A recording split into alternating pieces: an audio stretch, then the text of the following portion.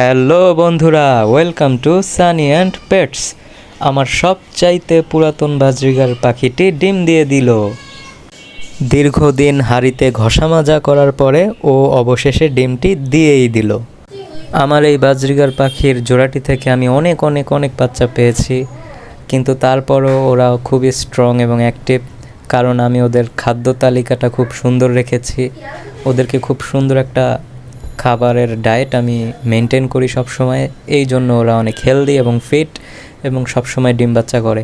আর এখানে দেখতে পাচ্ছেন ওই পাখিটার মেল পাখিটা, ও খুব খুশি যে ওর পার্টনার ডিম পেড়ে দিয়েছে। সো এখন দেখা যাক ও কয়টি ডিম পারে এবং কয়টি বাচ্চা এবার ফুটায়, কারণ দীর্ঘ 2 মাস ওকে আমরা রেস্টে রেখেছিলাম। দেখুন আমার হাতটি কীভাবে ও কামড় দিচ্ছে। ও ছোটোবেলা থেকেই মানে ওকে যখন আমি কিনেছি তখন ও ছোটো ছিল, বাচ্চা ছিল, বাচ্চা থাকতে আমি কিনেছি, এই জন্য ও আমাকে আর ভয় পায় না। আমার আঙুল দিলে ও আঙুলে এরকম আলতো করে আদর করে দেয়।